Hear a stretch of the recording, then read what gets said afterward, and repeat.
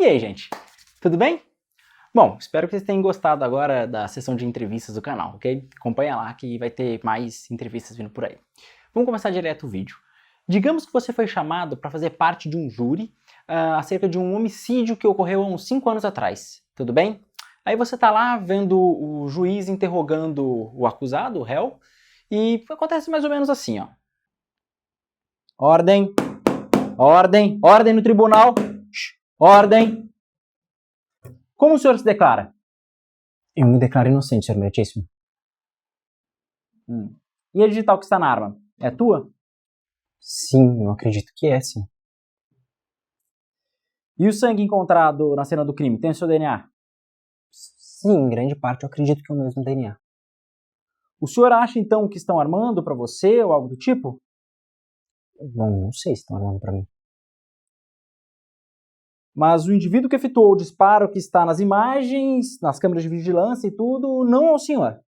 Não, não sou eu. O senhor tem algum irmão gêmeo, alguma coisa assim?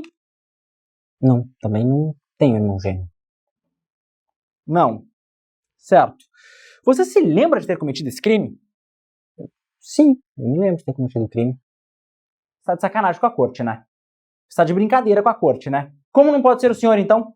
Não, eu não estou zombando da corte, senhor meritíssimo. A questão é simples. Eu e o homicida já não somos a mesma pessoa. Aquele indivíduo tinha por volta de 20 anos e hoje eu tenho 25. A banda favorita dele era Pink Floyd, eu agora já prefiro Led Zeppelin. O homicida, por exemplo, tinha apêndice e eu não, eu tirei semana passada. E ele pesava por volta de uns 66 quilos e hoje eu peso 74. Assim, portanto, o senhor não poderia me punir, porque estaria culpando outra pessoa que não o verdadeiro assassino. Bom, claro que você e qualquer outra pessoa do júri vão aceitar que esse cara cometeu um homicídio. O ponto é que o problema ainda continua. O que faz uma pessoa de 5 anos atrás ser igual a uma pessoa de hoje? O que mantém a identidade de uma pessoa ao longo do tempo? Esse é o ponto que nós vamos discutir hoje. O problema da identidade pessoal ao longo do tempo. Então, que tal vir comigo discutir um pouco sobre filosofia? Sou o Kerian Gracher e este é o Sci-Filo.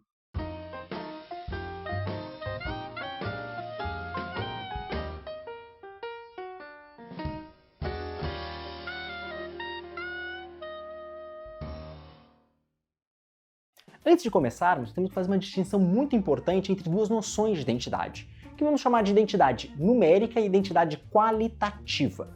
Para isso, vamos usar de um exemplo. Peguemos você aí, que está assistindo. Você quando criança, tudo bem?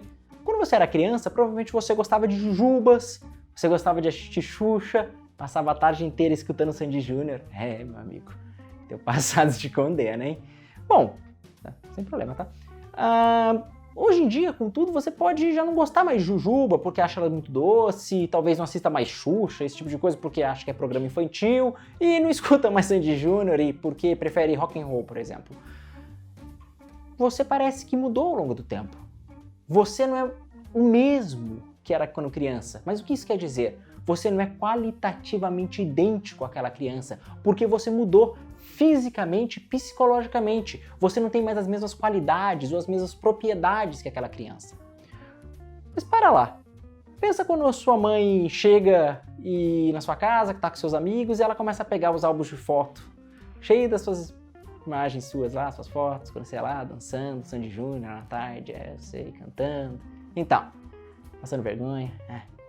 Pensa no seguinte, sua mãe chega e apontar para lá, você também fala, ó, essa criança aqui sou eu. Sua mãe fala, esse garoto aqui é o meu filho, ele. E aí? A gente acabou de falar que você já não é mais idêntico àquela criança, mas você não é mais qualitativamente idêntico. Contudo, parece que você é numericamente idêntico. Você é o mesmo que aquela criança. É o mesmo que passou ao longo do tempo. Podemos dizer, então, que a identidade ou diferença qualitativa é uma relação dos objetos terem ou não propriedades ou qualidades em comum. Já a identidade ou diferença numérica é a relação dos objetos terem a mesma identidade, isto é, quando os termos ou os nomes se referem ao mesmo objeto. Por exemplo, usamos a noção de identidade numérica quando dizemos que Batman é o Bruce Wayne. Por quê? O que nós queremos dizer é que Batman refere-se ao mesmo objeto que Bruce Wayne. O problema da identidade pessoal trata exatamente de compreender como as pessoas mantêm a identidade numérica ao longo do tempo. Por exemplo, o que faz você, criança, ser numericamente idêntico a você hoje? Vamos ver agora algumas tentativas de resposta a esse problema? Neste vídeo, para não ficar muito longo, vamos ver apenas duas tentativas de resposta: a tese da identidade material e a tese da continuidade espaço-temporal. Alguém pode defender que o que mantém a identidade numérica sua ao longo do tempo é a sua identidade material, ou seja, toda ou parte da matéria daquela criança é a mesma que está em você.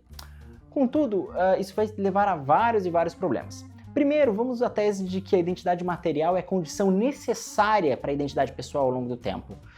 Vejamos duas objeções. A primeira é a objeção do raio desintegrador. Você já assistiu ou leu Guerra dos Mundos, do H.G. Wells? Naquela história, os extraterrestres tinham um raio desintegrador, está lembrado? Ele basicamente era um raio de energia que desintegrava a matéria orgânica em seus componentes mais básicos, que eram dispersados na atmosfera. Pense agora numa pessoa fugindo dos ETs e sendo atingida pelo raio, tendo toda a sua matéria orgânica desintegrada e ficado só um monte de compostos químicos básicos. Será que aquele montinho de composto químico é o mesmo que a pessoa antes de ser atingida? Aparentemente não, né?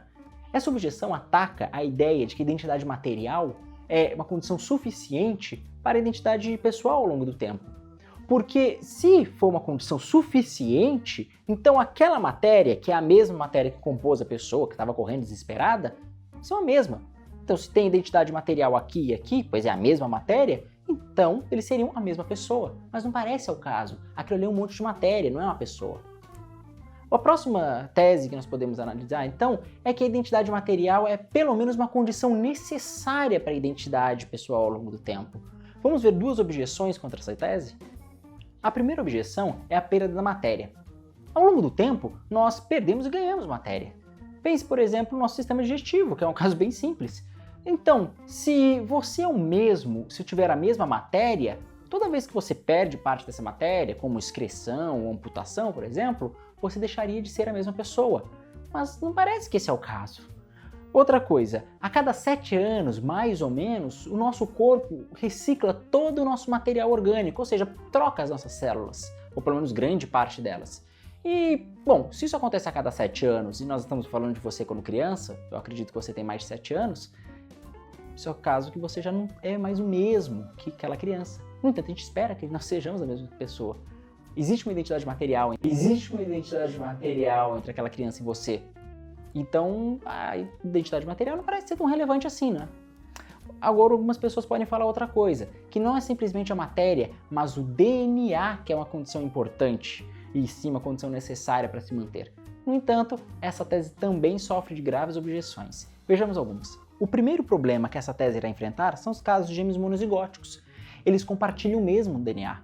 Além do mais, casos de clonagem, nós temos também 2 indivíduos com o mesmo DNA, sem que com isso nós dizemos que é a mesma pessoa.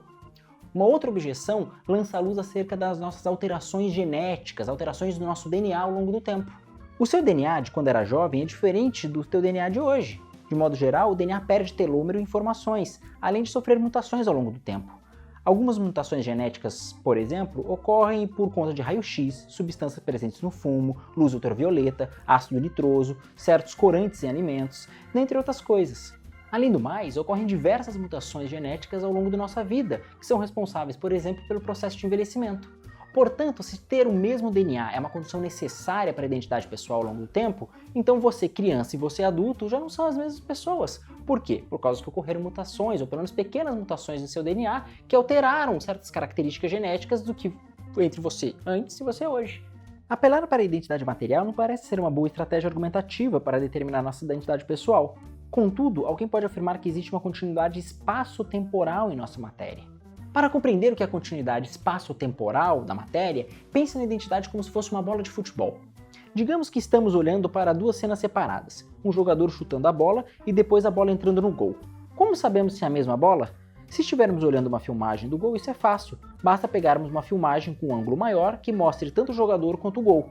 E, se colocarmos a filmagem bem devagar, nós iremos ver uma série contínua de posições no espaço e no tempo, primeiro com o contato do jogador na bola, depois vendo ela percorrendo o caminho até chegar no gol. Deste modo, alguém pode afirmar que você é o mesmo que aquela criança, pois existe uma continuidade espaço-temporal da matéria entre você e ela.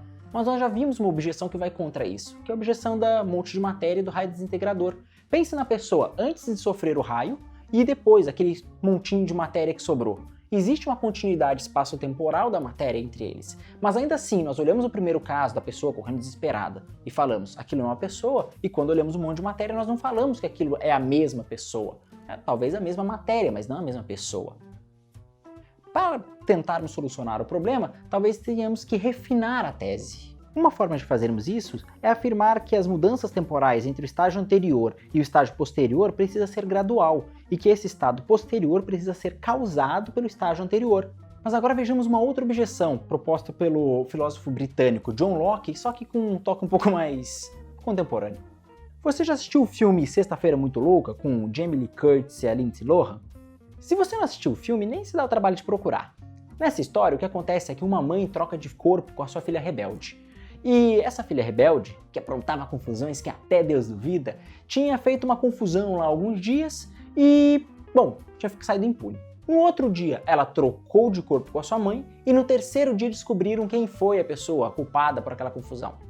Agora eu me pergunto, quem que merecia levar a culpa e receber a punição? A pessoa que está no corpo da mãe ou a pessoa que está no corpo da filha? Se você aceita que quem merece ser culpada é a pessoa que está no corpo da mãe, então você rejeita a continuidade espaço-temporal como aquilo que determina ou caracteriza a identidade pessoal.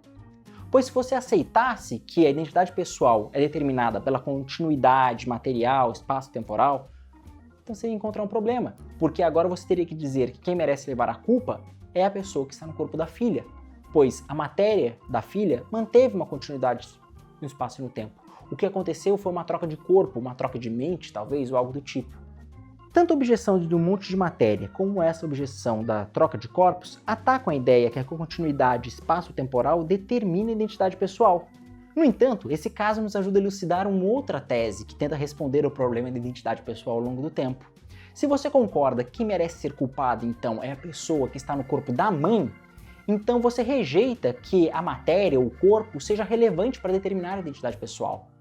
Alguém pode defender, portanto, que o que determina a identidade pessoal ao longo do tempo é uma continuidade psicológica.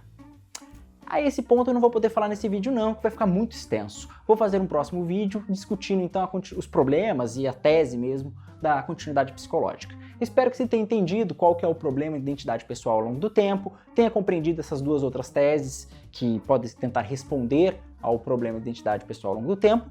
E é isso. Eu espero que você tenha gostado.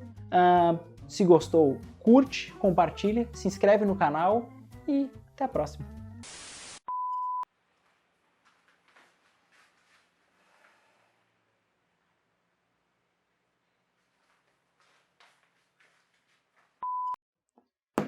Ordem, ordem.